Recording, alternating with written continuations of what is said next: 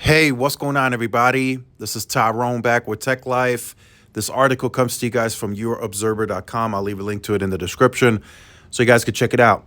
So AT&T is on the move, but they got a lot of work to do, and I really noticed that over the weekend, being in the areas that I was in.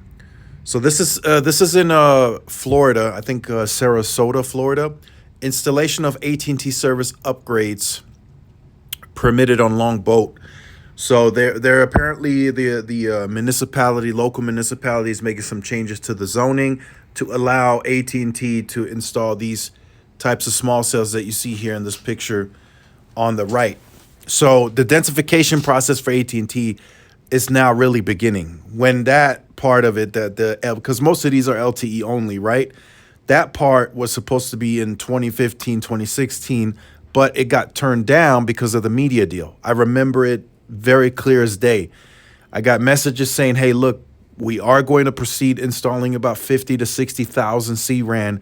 And then I got messages saying, hey, look, all of that was turned down. We're not deploying any of that. So the lack of densification over the years is now showing in the era of data and more use indoors and just having higher frequency on the spectrum. The lack of densification shows for AT&T.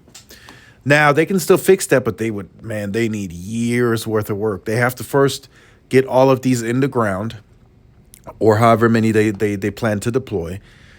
Then they got to get all of their macros upgraded with the C-band and DoD combo. Then they have to go back to these small cells and upgrade them, which I assume at that point, hopefully there's a small cell solution that has the dual band radio for C-band and DoD. And then they have to go back and upgrade these legacy small cells to mid-band and 5G.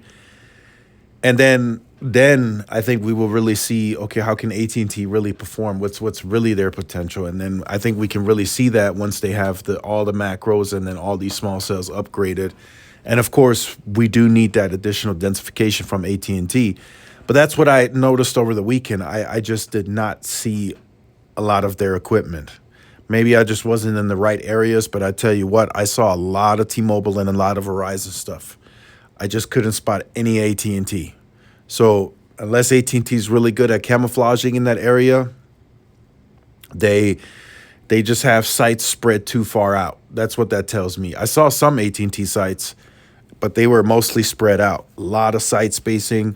A lot of them didn't have C-band. Some of them only had C-band, no DoD. It's an Ericsson market, so it's you can tell very clear. They would have had to deploy the 6449 and the 6419, and that just was not the case in that area. And I'm talking going, by the crypto arena, the LAX airport. I did see a C-band site at LAX. I have a picture of that, so I know that AT&T has some form of C-band at the airport, but I didn't see any AT&T sites going or C-RAN going by crypto, going to the Hollywood Walk. I didn't see anything.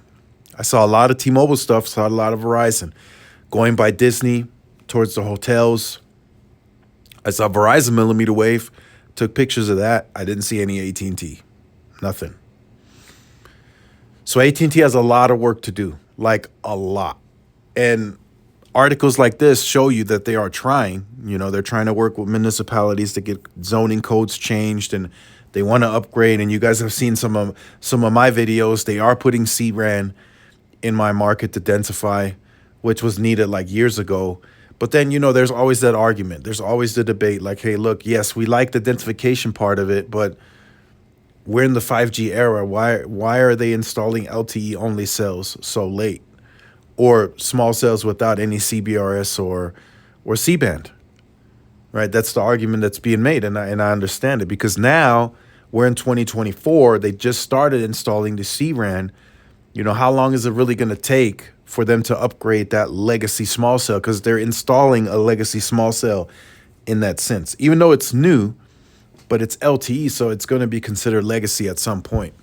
So are they going to upgrade that in 2025, 2026? I mean, who knows? So the runway for AT&T and the potential will still not be seen at this point in time, because there's still a lot of sites without mid-band. There's still a lot of sites without without the mid-band on the small cells. And there's still small cell densification that hasn't happened yet, period, that they still have to get after.